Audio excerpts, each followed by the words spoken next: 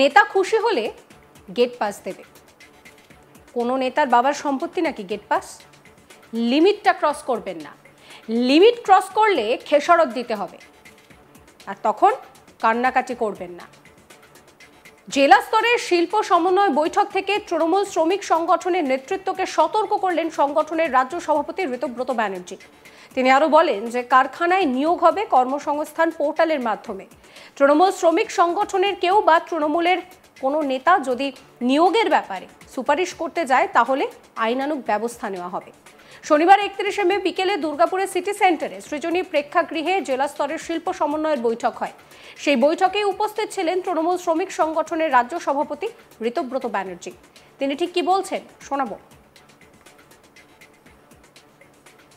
Trade union কর্মীর কাজ নয় তালিকা দেওয়া। আমার কাছে গতকালও কমপ্লেন গেছে এবং যারা কমপ্লেন করছেন আমি তাদের কাছে কৃতজ্ঞ। আমরা নাম্বার শেয়ার করেছি। গতকালও আমার কাছে নির্দিষ্ট কমপ্লেন গেছে, আমার কাছে সেই প্রমাণও এসেছে যে কেউ যিনি করেছেন তার বিরুদ্ধে ব্যবস্থা হবে। এ নিয়ে কোনো মানে এক ন্যূনতম কোনো সন্দেহের কোনো অবকাশ নেই। কারণ আমার কাছে ডকুমেন্ট এসেছে কে গিয়ে কোথায় নিয়োগ করার কথা বলেছেন, গেট পাস তৈরির কথা বলেছেন। আমি ইন্ডাস্ট্রির কাছে বিনীতভাবে অনুরোধ জানাবো যে অনুরোধ আমরা হলদিয়াতেও করেছি। হলদিয়ায় প্রক্রিয়াটা যেহেতু আগে থেকে হচ্ছিল, অনেক কোম্পানি তারা নির্দিষ্টভাবে সেখানে বায়োমেট্রিক চালু করেছেন। আমার অনুরোধ দুর্গাপুরের শিল্পাঞ্চলের যেখানে বায়োমেট্রিক নেই, বায়োমেট্রিক চালু করে দেওয়া গেলে, ডিজিটাল গেট পাস বন্ধ করে দেওয়া গেলে 99% সমস্যার সমাধান হয়ে যাবে। এই গেট পাস হচ্ছে বহু ক্ষেত্রে সমস্যার প্রধান। কোন নেতার কাছে গেট পাস থাকবে, নেতা খুশি হলে গেট পাস দেবে, কি নেতার বাবার সম্পত্তি নাকি গেট পাস? মাননীয় মুখ্যমন্ত্রী পরিষ্কার নির্দেশ হচ্ছে যে 10 বার 15 বার 20 বার প্রয়োজনে আলোচনা হতে পারে কোন একটা সাবজেক্ট নিয়ে। শ্রমিকদের দাবি দেওয়া একাধিক বারবার টেবিলে বসা যেতে পারে, কিন্তু কোনো অবস্থায় শ্রম দিবস নষ্ট করা চলবে না, স্ট্রাইক করা চলবে না। এবং স্ট্রাইক করতে গিয়ে আমাদের তমলুক সাংগঠনিক জেলা, যার মধ্যে হলদিয়া পড়ে, গত 3 বছরে সেখানে হচ্ছে 3 জন সভাপতিকে বদলাতে হয়েছে। তারপরও যারা শিক্ষা নেননি তারা যেটা করেছেন, অনেকে স্ট্রাইক করেননি কিন্তু গো স্লো মেকানিজম একটা চালু করেছেন। যে স্ট্রাইক হলো না, স্ট্রাইক না নয়, কিন্তু আমরা স্লো করে দিলাম। এটা দুর্গাপুরে আমি এই ফেনোমেনা দেখেছি যে স্ট্রাইক নেই, কারণ স্ট্রাইক করলে মুখ্যমন্ত্রীর নজরে ব্যাপারটা আসবে, অন্যরকম সমস্যা হবে। তাই স্ট্রাইক না করে গো স্লো। আমি এখানে ইন্ডাস্ট্রির মিটিং এ বলে দিতে চাই যে নির্দিষ্ট করে কেউ যদি গো স্লো করেন, আইএনটিটিউসি তার দায় বা দায়িত্ব কোনোটাই নেবে না। আপনাদের যে মেকানিজম আছে, ল খুব নির্দিষ্ট, তাতে তাকে আপনি চিঠি দেবেন, সকাজ করবেন, সকাজের উত্তর চাইবেন, না পেলে ব্যবস্থা নেবেন। আইএনটিটিউসি তার হয়ে বলবে না যে কেউ গো স্লো করবে, তাকে আইএনটিটিউসি সাপোর্ট করবে না। এবং আমি একটা কথা খুব নির্দিষ্ট করে বলতে চাই, জরুরি কথা, সেটা হচ্ছে দেখুন আমাদের এখানে 12 জনের কোর কমিটি, হলদিয়ায় 9 জন হয়েছে। আমি এই কথা হলদিয়াতে বলে এসেছি, আর এটা এখন দুর্গাপুরে পাবলিকলি বলতে চাইছি এবং সংবাদ মাধ্যমকে অনুরোধ করব।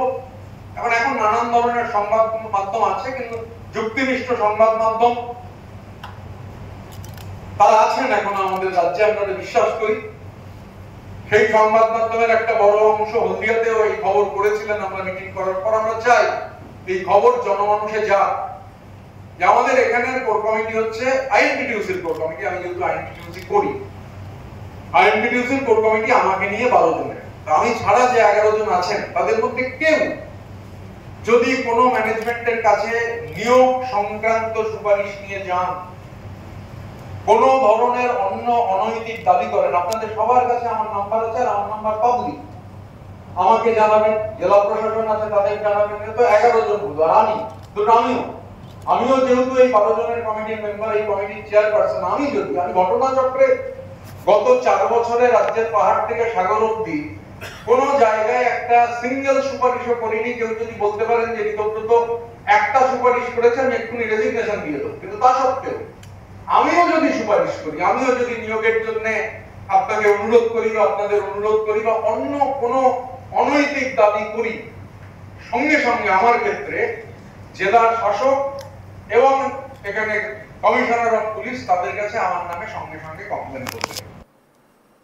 ঋতব্রত ছাড়া এই বৈঠকে ছিলেন রাজ্যের পঞ্চায়েত গ্রামোন্নয়ন ও সমবায় মন্ত্রী প্রদীপ মজুমদার, পাণ্ডবেশ্বরের বিধায়ক নরেন্দ্রনাথ চক্রবর্তী, আসানসোল দুর্গাপুর উন্নয়ন পর্ষদের চেয়ারম্যান কবি দত্ত, জেলাশাসক Pannaram Balram S, police commissioner Sunil Chowdhury, প্রশাসক মণ্ডলীর চেয়ারপারসনে অনিন্দিতা মুখোপাধ্যায় সহ আরও অনেকে।